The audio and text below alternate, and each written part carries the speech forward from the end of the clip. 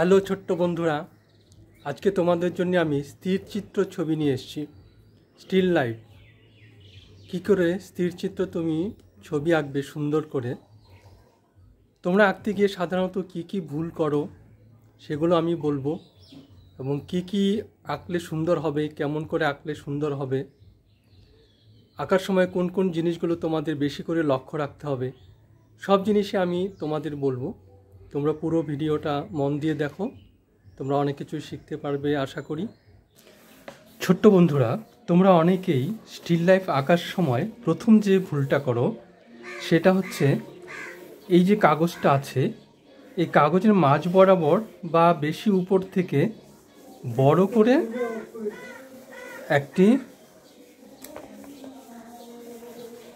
ফল বা ফলের ঝুড়ি বা সবজির ঝুড়ি, তোমরা যাই আঁকো না কেন, সেই ঝুড়িটা বড় করে এঁকে দাও।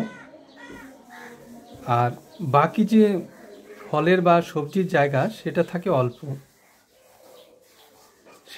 থাকে। আর তোমরা ছোট ছোট করে ফল বা সবজি এরকম ছোট ছোট করে আঁকো। এখানে আম, এখানে আম, আর হচ্ছে ছোট করে আঁকো। আর এখানে হয়তো অন্যান্য ফল। এই ভুলটা তোমাদের প্রথম হয়। তোমাদের যেটা করতে হবে সেটা হচ্ছে নিচে আঁকতে হবে, ফলের বা সবজি ঝুড়িটা নিচে আঁকতে হবে, আর অনেকটা জায়গা রাখতে হবে।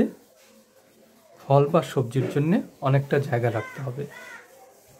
আর যেহেতু তোমরা মন থেকে আঁকো, তোমরা তো যেহেতু একদম ছোট্টরা, তোমরা স্টিল লাইফ তো তোমরা সামনে রেখে দেখে দেখে আঁকো না, তাই বড় করে আঁকবে। যাই আঁকো, আম আঁকলে সেটা বড় করে আঁকলে যেন টুকরিটা ভরে যায় কয়েকটা জিনিস দিয়ে, সেরকম আঁকবে। ছোট ছোট করে অসংখ্য জিনিস আঁকবে না, তাতে ভালো হবে না। বড় করে আঁকবে। যদি 5টা জিনিস কিংবা 2টো জিনিস, 3টা জিনিসও টুকরি ভরে যায়, সাজিটা ভরে যায়, তবু ভালো। আর দ্বিতীয় যে ভুলটা তোমাদের মধ্যে দেখা যায় সেটা হচ্ছে, মনে করো এই ঝুড়িটা আছে, আর তোমরা কি করো, ছোট ছোট করে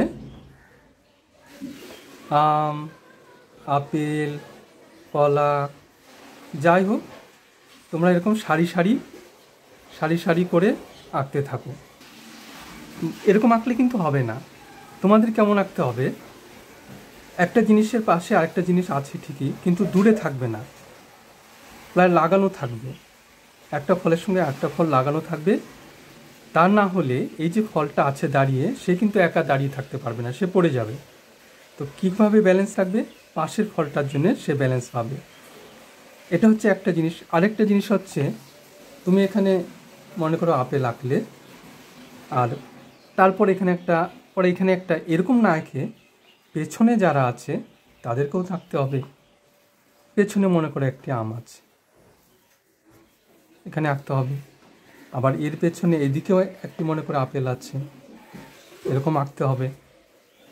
এভাবে একটার পেছনে আরেকটা, একটার সামনে একটা, একটার পাশে একটা, একটার উপরে একটা, নিচে, এইভাবে জিনিসগুলোকে সুন্দর করে সাজাতে হবে। শুধু একটার পর আরেকটা এরকম করে এঁকে এঁকে গেলে চলবে না। আরও একটি ভুল প্রায় সবার ক্ষেত্রে দেখা যায়, সেটি হচ্ছে এই যে ঝুড়ি এঁকে নিল, তারপর এখানে ফল, যে কোনো ফল মনে করো আঁকো, তোমরা এরকম এঁকে যাচ্ছ। তো এই যে ঝুড়ির মাঝখানে তো ফাঁকা আছে। আমি যদি ঝুড়িটার প্রায় উপর দিক থেকে দেখি, তাহলে কেমন লাগবে দেখতে, এরকম। তাহলে এই যে জায়গাটা, এটা তো ফাঁকা, তাহলে কি হবে, একটি ফল যদি আমি এখানে রাখি, সে তো নিচে যাবে, অনেকটা নিচে যাবে। যদিও নিচে মনে করো অন্য ফল আছে, তার উপরেও যদি আমি অন্য ফল রাখি, তার অর্ধেকটা কিংবা অল্পটাও সে ভেতরে দেখা যাবে।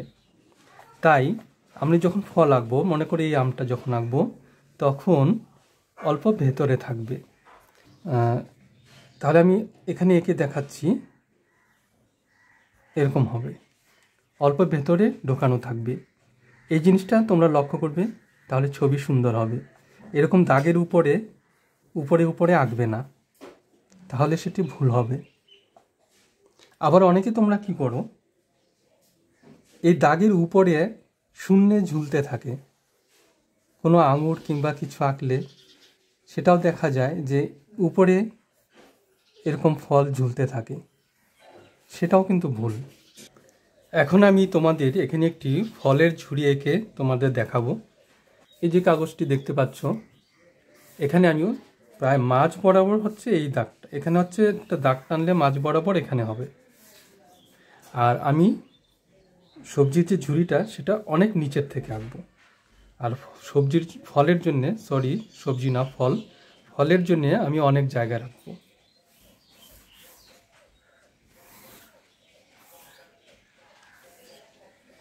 আর ঝুড়িটা আমাকে অনেক বড় আঁকতে হবে, চওড়া করতে হবে, যেন কাগজটা প্রায় ভরে যায়। তোমরা অনেকেই এদিকে ছোট আঁকো, পুরো কাগজটার ফায়দা নিতে হবে তোমাকে। আমি কিন্তু খুবই সহজ করে আঁকবো, যেহেতু তোমরা ছোট্ট আছো তাই তোমাদের জন্যে। আমি ছবিকে আমার মতো করে সুন্দর করতে যাব না, তোমাদের জন্যে আমি খুবই সহজ করে আঁকবো।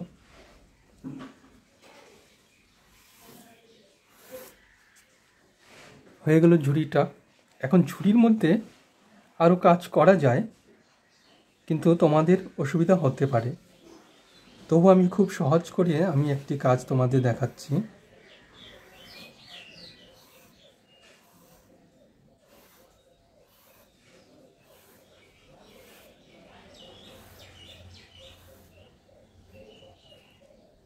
যে ছবি রং করতে হয় সেটা কিন্তু হালকা করে আঁকতে হয়। হ্যাঁ, আমি যদি এটা নিজের জন্য আঁকতাম তবে খুবই হালকা করে আঁকতাম, কিন্তু যেহেতু তোমাদের আমাকে দেখাতে হচ্ছে, আমি হালকা করে আঁকলে তুমি দেখতে পাবে না তোমরা, তাই অল্প ডিপ করে আঁকতে হচ্ছে।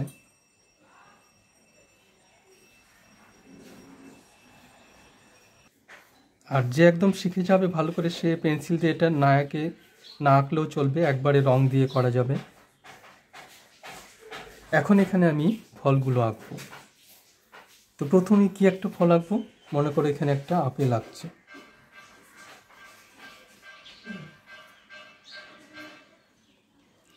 আপেল আঁকলাম, তার পাশে আরেকটি আপেল আঁকবো, এটা অল্প বড়, এটা ছোট। এখন দেখো আমি কিন্তু অনেক দূরে আঁকিনি, তার পাশে অল্প পেছনে। আর এখানে একটি আম এঁকে দিই।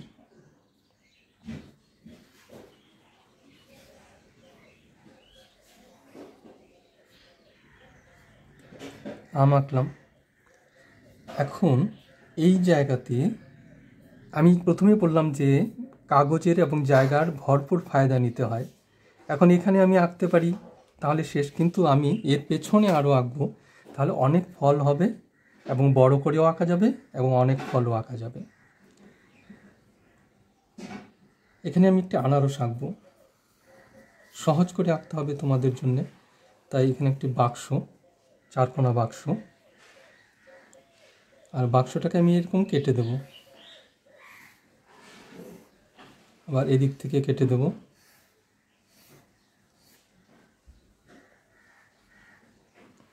এরকম করে দেব, তাহলেই হয়ে যাবে।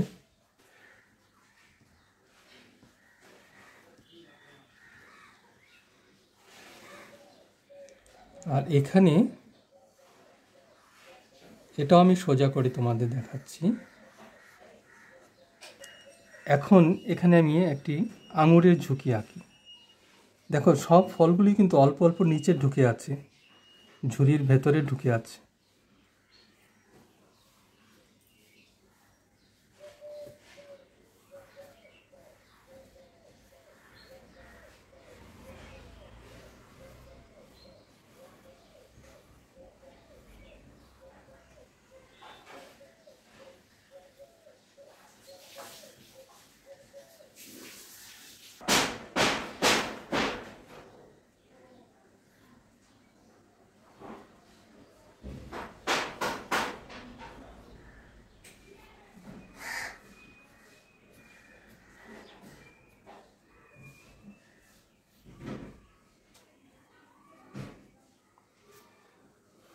দেখো আঙুর আঁকা হয়ে গেল। এখন এখানে একটি বড় করে এটা কি আঁকছি বলো তো?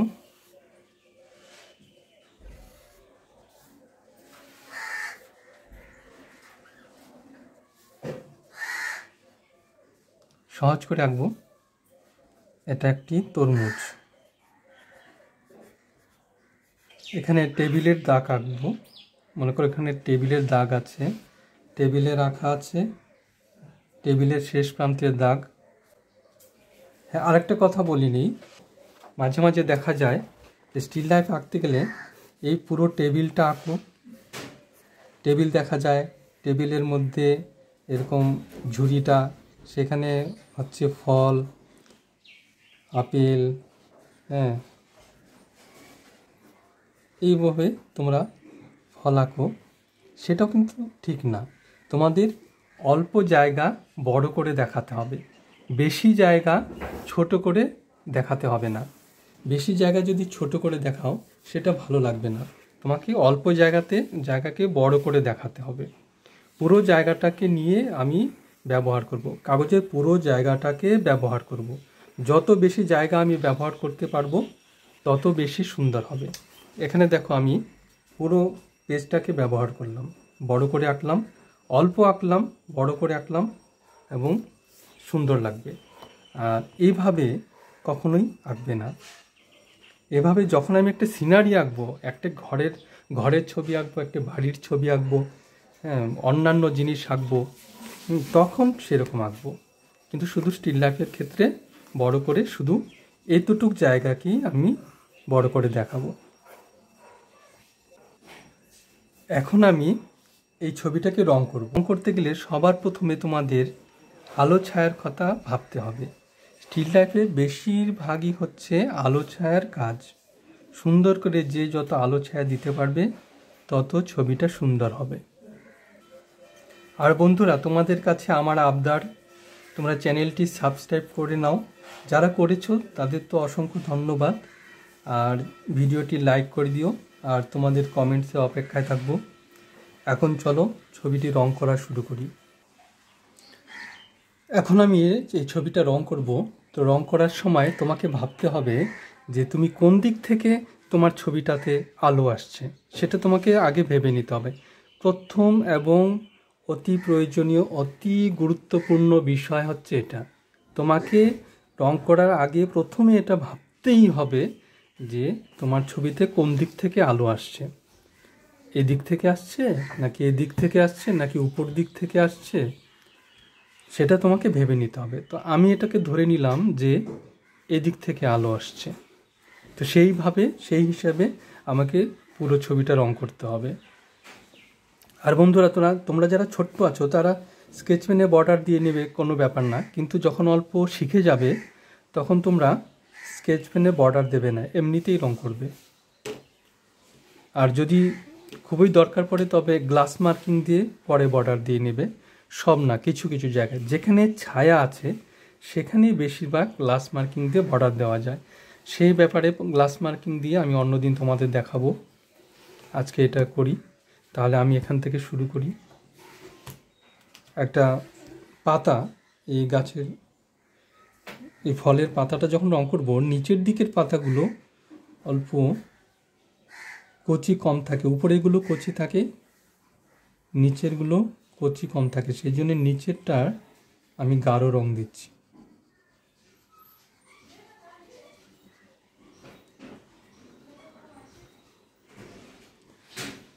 ছোট্ট বন্ধুরা, ভিডিওটি হয়তো অল্প বড় হয়ে যাচ্ছে, কিন্তু তোমরা সম্পূর্ণ দেখো,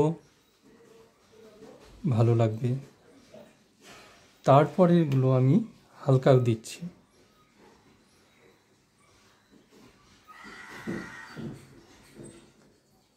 স্কেচ পেনে বর্ডার না দিলে দেখো আমি রং দিয়ে বর্ডার দিয়ে নিচ্ছি, যেখানে যে রং আছে সেই রং দিয়ে বর্ডার দিয়ে নিচ্ছি।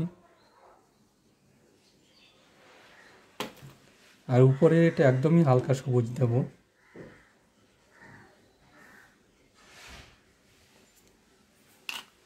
আর এখন এই আনারসটা রং করার জন্যে আমাকে ভাবতে হবে যে এখান থেকে আলো আসছে, সে আলোর জায়গায় কী রংটা হবে, হালকা রং কোথায় আছে। প্রথমে হালকা রঙটা দিতে হবে। মনে করো এতটুক জায়গায় যদি হলুদ রঙ হয়, তবে আমি পুরোটা হলুদ দিতে পারি, আবার অর্ধেক যতটুক হলুদ হবে তার থেকে বেশি কিংবা পুরোটা আমি দিতে পারি।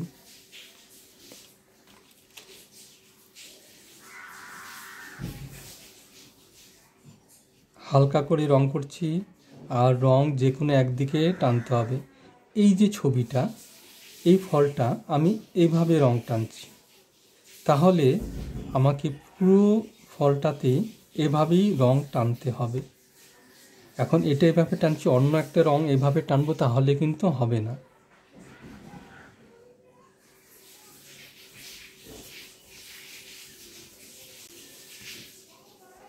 এখন এদিকে যে আমি কমলা রং দিয়ে দেবো।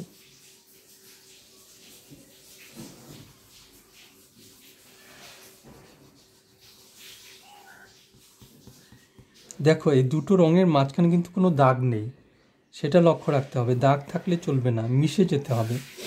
আমি এটা এদিক থেকে টানলাম, আর এই রঙটা এদিক থেকে গিয়ে ওদিকে টানলাম, মাঝখানে গিয়ে মিশে গেল। নানানভাবে মেশানো যায়, সেটা এক ভিডিওতে সব দেখানো সম্ভব নয়, তোমাদের মাথা গুলিয়ে যাবে। এই কমলা রঙটা আমি পুরোটাও দিয়ে দিতে পারতাম, পুরোটা দিয়ে তার উপরে আমি এদিকে খয়েরি রং দিতে পারতাম। তো আমি অল্প দিয়ে এখানে খয়েরি দিয়ে দিচ্ছি, সময় বাঁচবে।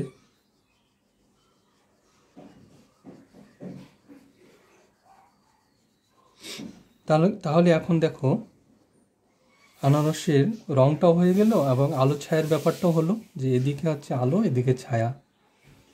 এখন এই যে দাগটা, এই দাগগুলো আমি খয়েরি রং দিয়ে দিচ্ছি।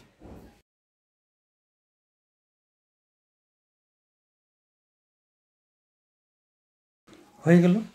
খুব অল্প কাজ করব, বেশি কাজ করা যাবে না, তোমরা ছোট তাই। এখন আপেলটি রং করব। আপেলের ঠিক তেমনিভাবে এখানে হালকা আলো পড়ছে, তাই হালকা রং। তারপরে আস্তে আস্তে এদিকে অন্ধকার হবে।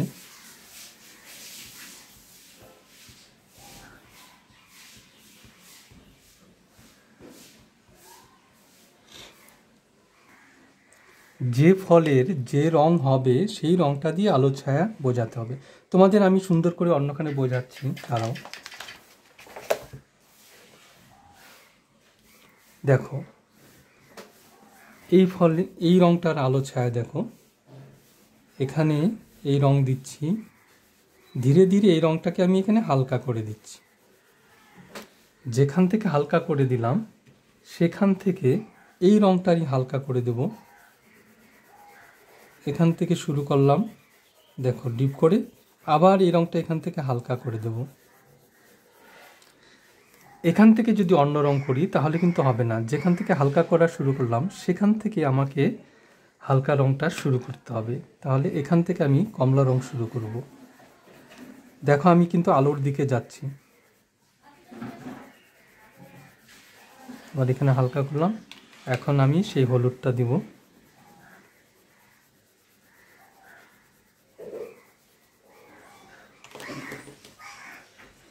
দেখো এদিক থেকে লাইট আসছে, এদিক থেকে আলো আসছে, এদিকে অন্ধকার। ঠিক তেমনিভাবে রং করলে হয়ে যাবে।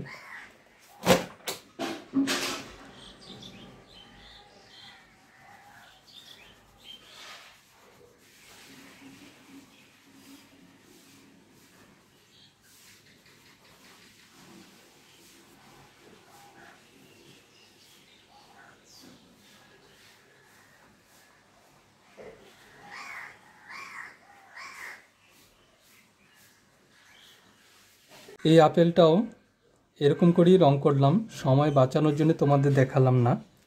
এখন আমি এই তরমুজটা রং করব। এখানে দেখো, এখানে ঠিক এখানে যেরকম রং করলাম তেমনিভাবে রং করতে পারি, আবার এমন করেও করতে পারি। এমন করে তো তোমাদের দেখালাম, এখন আমি এই জায়গাটাকে এমন করে করছি। তো যতটুকু জায়গা যেভাবে রং করব, প্রথমে যেটা বললাম সেভাবেই বাকিটা করতে হবে। বাকিটা বলতে এই জায়গাটা আর এই জায়গাটা একই জিনিস, তাহলে একইভাবে করতে হবে। আবার এখানে অন্যরকম করে করতে পারি, এখানে অন্যরকম করে করতে পারি, কখনো অনেকভাবে করা যায়। যে কোনো একটা ছবি একই পদ্ধতিতে করতে পারো, একই দিক থেকে সব রং টানবে।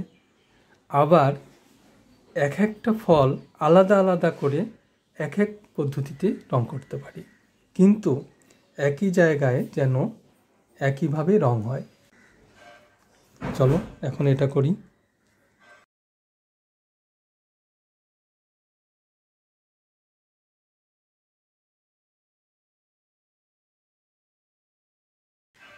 আর যেখানে গাঢ় আছে সেখানে আমি অল্প নীল দিয়ে দেবো।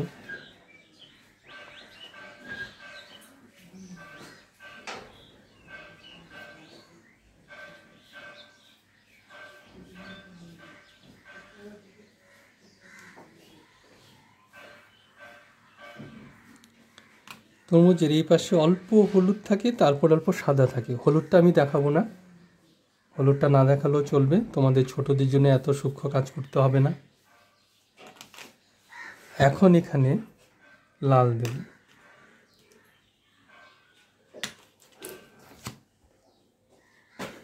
এটাকে আমি এভাবে টানতে পারি, যে কোনো একভাবে, এভাবে টানতে পারি, এভাবে টানতে পারি।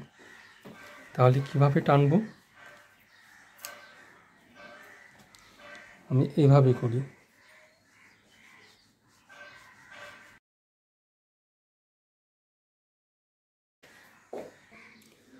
তরমুজের একটা জিনিস তোমরা সবাই জানো, যে যত উপর দিকটা মানে তরমুজের মাঝখানটা বেশি লাল হয়, আস্তে আস্তে নিচের দিকে অল্প হালকা হতে থাকে। সেজন্যে আমি তো এদিকটা খাই না, আমি উপরের দিকটা খেয়ে ফেলে দিই। আর এই নিচে যে অল্প সাদা থাকবে, সেই সাদাটা তোমরা আন্দাজ করে রেখে দেবে, ওটা বাকি রাখতে হবে, ওখানে রং করা যাবে না। নিচে হালকা করে ছেড়ে দিতে হবে।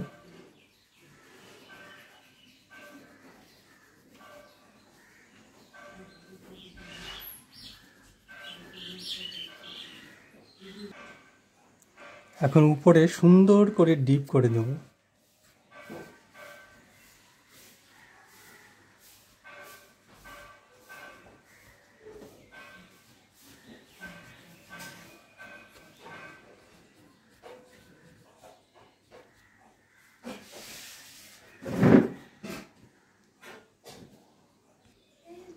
এখন ডিপ খয়েরি দিয়ে ডার্ক ব্রাউন দিয়ে আমি এই তরমুজের বীজগুলো করে দিতে হবে।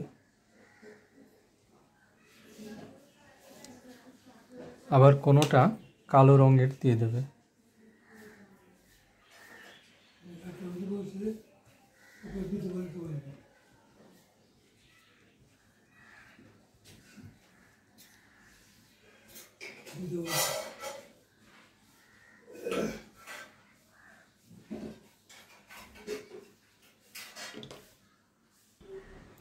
এখন আমি এই আঙুরগুলো রং করব, কিন্তু এই আঙুরগুলো এত ছোট যে তোমরা রং করাটা দেখতে পারবে না, ভিডিওতে বুঝতে পারবে না। তাই আমি তোমাদের অন্যখানে বড় করে একটা আঙুর তোমাদের রং করে দেখাচ্ছি।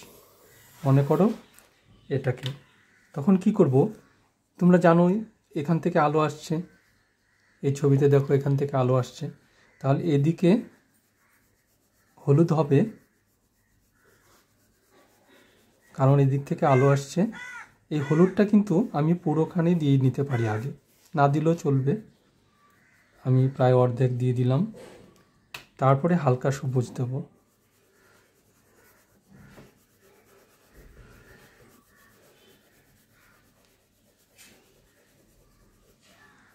হলুদটা আমার অল্প দরকার, কিন্তু আমি দিলাম বেশি করে, বেশি করেই দিতে হয় নিচে পর্যন্ত। তারপরে নিচে কি দেবো, আমি ডিপ সবুজ দেবো। এদিকে অন্ধকার আছে,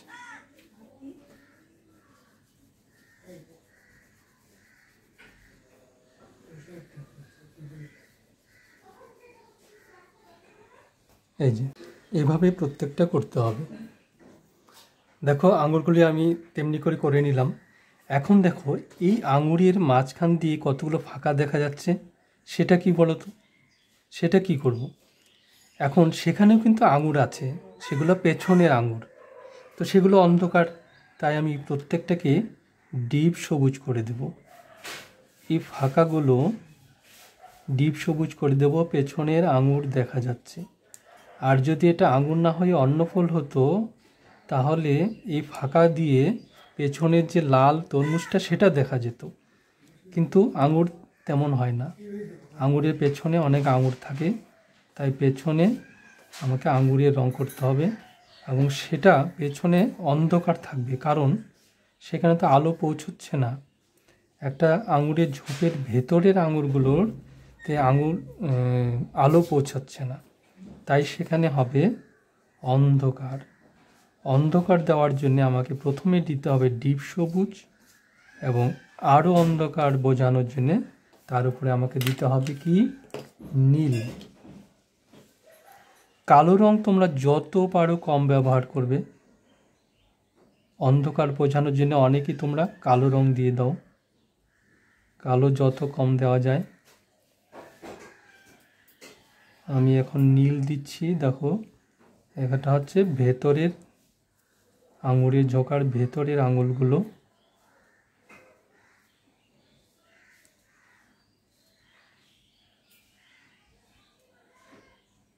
আবার যেখানে খুব অন্ধকার আছে, সামনের আঙুরগুলোতেও যেখানে বেশি অন্ধকার আছে, সেখানে তুমি নীল দিতে পারো।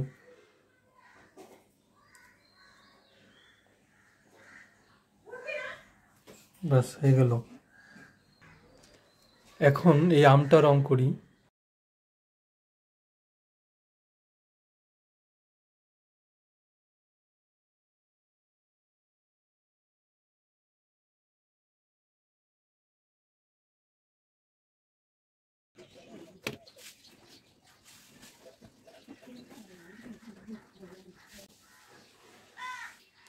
এখন আমি ঝুড়িটিতেও তেমনিভাবে আলো ছায়া করে আমি করব।